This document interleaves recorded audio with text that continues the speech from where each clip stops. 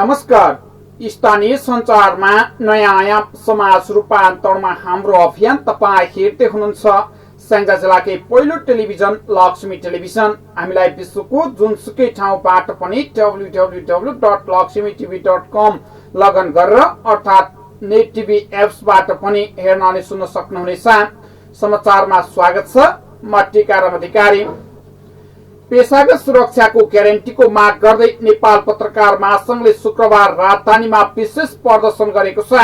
श्रमजीवी पत्रकार ऐन लागू गर्नुपर्ने, पेशागत सुरक्षाको ग्यारेन्टी गर्नुपर्ने माग गर्दै महासंघले प्रदर्शन गरेको हो। लकडाउनको अवधिमा श्रमजीवी पत्रकारलाई जागिरबाट निकाल्ने लगायतका समस्या देखिएको भन्दै राजधानीको बबर महलमा प्रदर्शन गरिएको छ।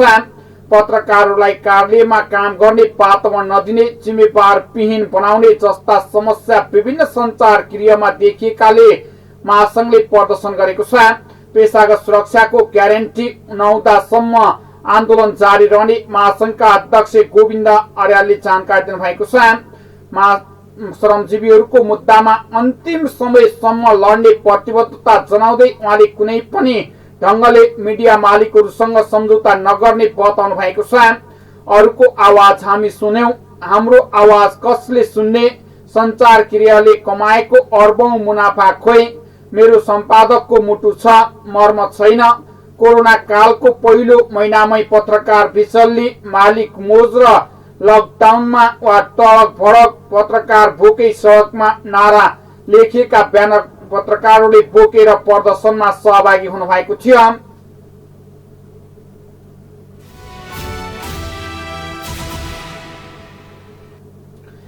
नेपाली कांग्रेसका सभापति शेरबहादुर देउवाले नेपाल विद्यार्थी संघले गाउँ गाउँका विद्यालयहरूसम्म पुगेर संगठन निर्माण गर्नुपर्ने बताउनु भएको छ।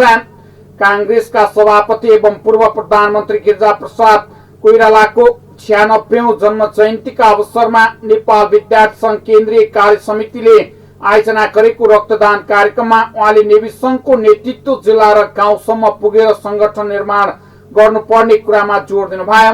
काठमाडौँमा बसेर नेताको घर घरमा पुग्नुभन्दा जिल्ला, गाउँ, क्याम्पस र विद्यालय पुगेर संगठन निर्माणमा लाग्नु पर्दछ। उहाँले भन्नुभयो, नेवी संघमा अहिले संगठन निर्माण भन्दा पनि नेताहरूको घर घरमा पुगिने प्रवृत्ति बढेको उहाँले बताउनु भएको छ। नेवी संघका अध्यक्ष राजीव ढुङ्गानाले कोभिड-19 का कारण समस्यामा परेका विद्यार्थीहरूलाई सरकारले राहत दिन नसकेको तथा बन्दाबन्दीका समयमा पेट्रोलियम पदार्थको मूल्य वृद्धि गरेर जनतालाई दुःख दिएको आरोप समेत लाउनु भएको छ। नेवी संघका महामन्त्री दीपक भट्टराईले विद्यार्थीहरूको हकितका लागि स्थापित नेवी संघले गाउँसम्म पुगेर संगठन विस्तार गर्ने बताउनु भएको छ। कार्यक्रममा 70 भन्दा बढी विद्यार्थी नेताहरूले रक्तदान गर्नु भएको थियो।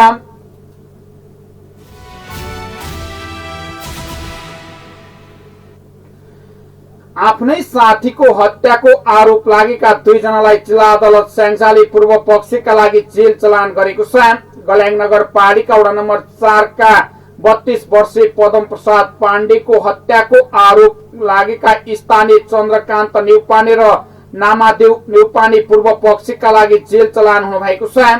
गत जेठ 21 गते साथीहरूसँगै मिलेर खसी काटेर खाने गरी पिकनिक गएर पाण्डे जेठ 22 गते मृत अवस्थामा फेला परेका थिए। घटना लगतै वडा प्रहरी कार्यालय वालिङबाट खटिएको प्रहरी निरीक्षक निरञ्जन घिमिरेको नेतृत्वको टोली अनुसन्धानका लागि उनीहरूलाई पक्राउ गरेको थियो। मृतक पाण्डेकी श्रीमती जमुना पाण्डेले घटना रहस्यमय रहेको र हत्या नै भएको भन्दै किटानी जारी समेत दिनुभएको थियो। गल्याङ सेतीबेणी ग्रामीण कच्ची सडक अन्तर्गत पर्ने गल्याङ नगरपालिका वडा नम्बर 5 सपौदेको भिरमा पाण्डे मृत अवस्थामा फेला पर्नु भएको थियो। अनुसन्धानका क्रममा उनीहरू बीचमा झगडा भएको खुल्न आएको जिल्ला प्रहरी कार्यालय स्याङ्जाका प्रवक्ता राजेन्द्र प्रसाद अधिकारीले जानकारी दिनुभएको छ।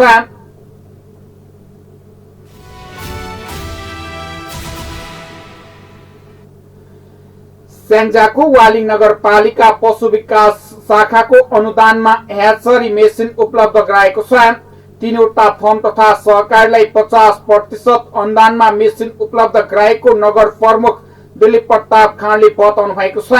चल्ला उत्पादनका लागि जिल्ला बाहिर जानुपर्ने अवस्थालाई मध्यनजर गर्दै कुखुरा व्यवसायको मागलाई ध्यानमा राख्दै 50% अनुदानमा 3 वटा फर्म तथा सहकारीलाई मेसिन उपलब्ध गराएको नगर प्रमुख खाँडले बताउनु भएको छ। कुखुरा पालकहरूलाई व्यावसायिक रूपमा अगाडि बढाउने उद्देश्यले अनुदानमा हेचरी मेसिन उपलब्ध गराएको बताउँदै नगर प्रमुख खाँडले भन्नुभयो, प्राप्त सामानको सही सदुपयोग गरी अगाडि बढ्नुहोस्। पशु सेवा शाखाको वार्षिक कार्यक्रम अन्तर्गत 50% अनुदानमा हेचरी मेसिन वितरण गरिएको पशु विकास शाखा प्रमुख देव कुमारी श्रेष्ठले बताउनु भएको छ। हेचरी मेसिनको अभाव वा कारण अंडा लिएर पाल्पा जानुपर्ने, त्यहाँबाट चल्ला निकालेर ल्याउनु पर्ने बाध्यता हटेर जाने विश्वास शाखा प्रमुख श्रेष्ठको रहेको छ। मेसिनले 22 दिनमा कुखुरा वा भट्टा, लौका, कालिज लगायतका पंक्षीका अंडाबाट चल्ला निकाल्न सकिने छ भने 3 वटा फरक क्षमताका मेसिनले 22 दिनमा 1056 र 352 र 264 चल्ला निकाल्न सक्ने भएको छ। पशु विकास शाखा मार्फत वालिङ 6 को गोविन्दज सन फंक्सिस फर्म, वालिङ 3 मा रहेको महिला सहकारी र वालिङ 14 को कृषि सहकारी संस्थाबाट माग भएसँगै अनुगमन गरी वितरण गरिएको शाखा प्रमुख श्रेष्ठले बताउनु भएको छ।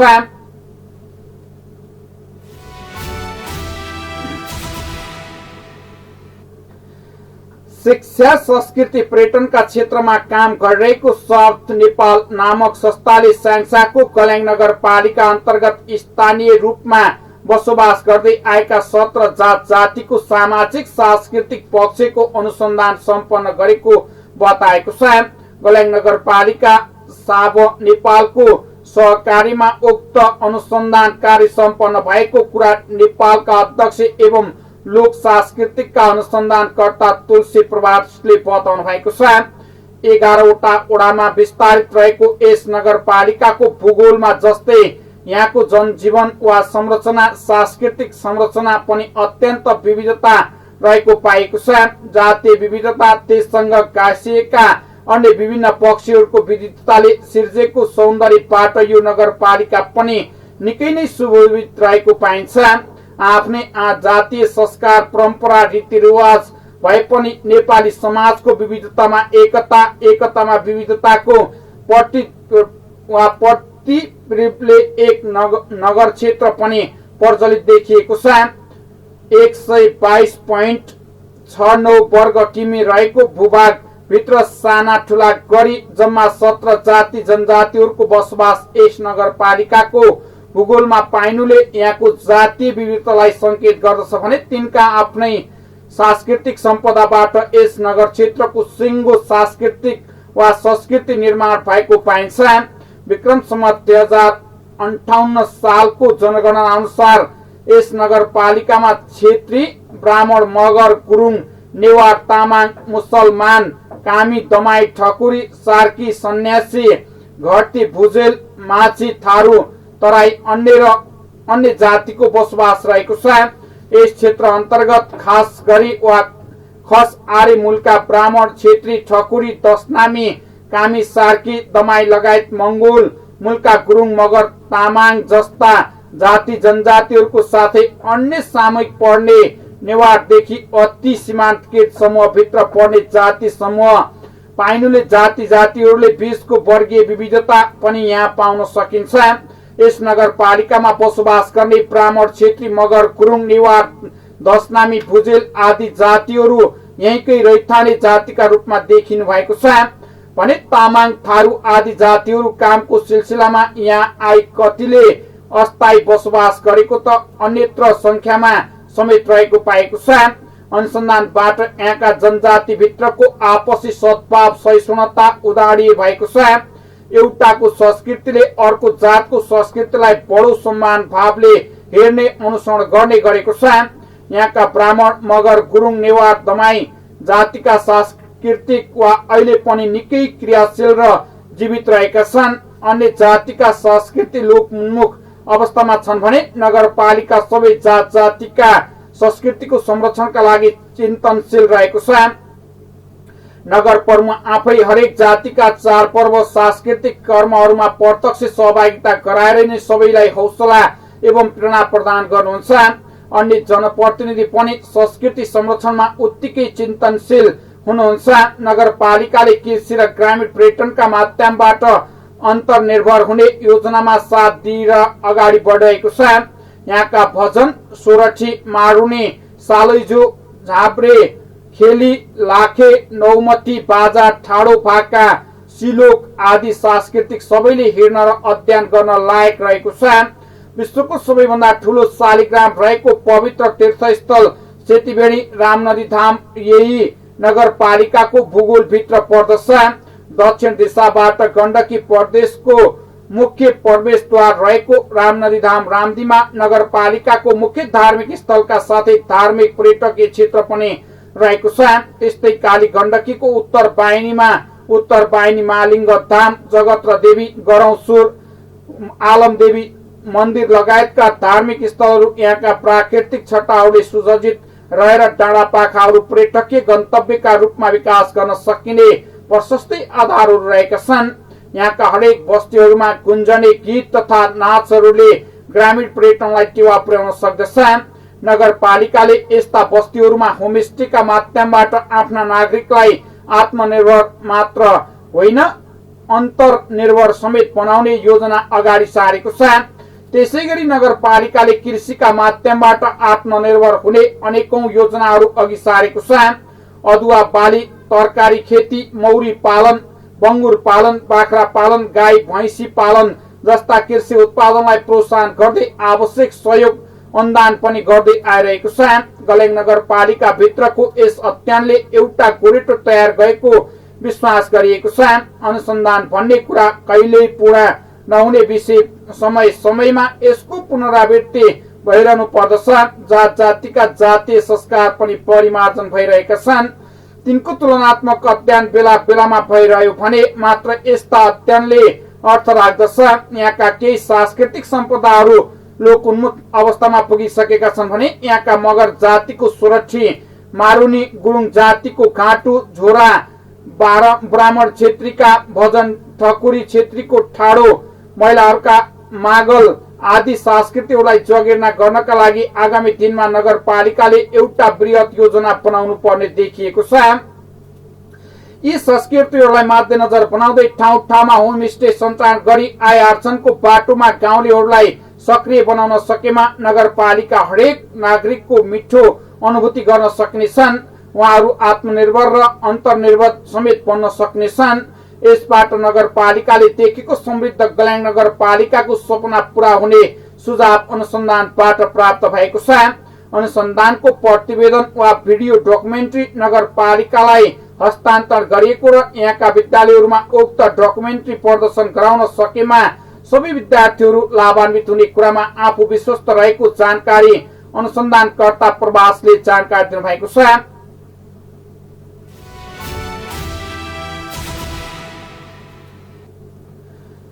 पाल्पाको रम्बा गाउँपालिकाले प्रग क्षमता भएका नागरिकलाई विभिन्न सहयोगी सामग्री वितरण गरेको छ। मुख्यमन्त्री ग्रामीण विकास कार्यक्रम अन्तर्गत शारीरिक अपाङ्गता तथा दृष्टिविहीनका लागि सहयोगी सामग्री सहयोग गरिएको छ। शारीरिक अपाङ्गता भएका व्यक्तिहरूलाई 30 वटा व्हील चेयर, दृष्टिविहीनहरूलाई 10 वटा सेतो छडी तथा 10 वटा कालो चस्मा साथमा एक वटा बैशाखी सहयोग गरिएको गाउँपालिका अध्यक्ष विष्णु प्रसाद भण्डारीले बताउनु भएको छ। शारीरिक रूपमा अशक्त भएका नागरिकलाई सहयोगी सामग्री अभावले उहाँहरूलाई समस्या परेको देखेपछि यसपटक मुख्यमन्त्री ग्रामीण विकास कार्यक्रमबाट सहयोग सामग्री वितरण गरेको अध्यक्ष भण्डारीले बताउनु भएको छ। अपाङ्गता भएकालाई गाउँपालिकाको वडा नम्बर 1 मा 2 वटा, वडा नम्बर 2 मा 6 वटा, वडा नम्बर 3 मा 7 वटा, वडा नम्बर 4 मा 1 र वडा नम्बर 5 मा 9 तथा 5 वटै स्वास्थ्य संस्थालाई एक वटा व्हील चेयर वितरण गरिएको छ।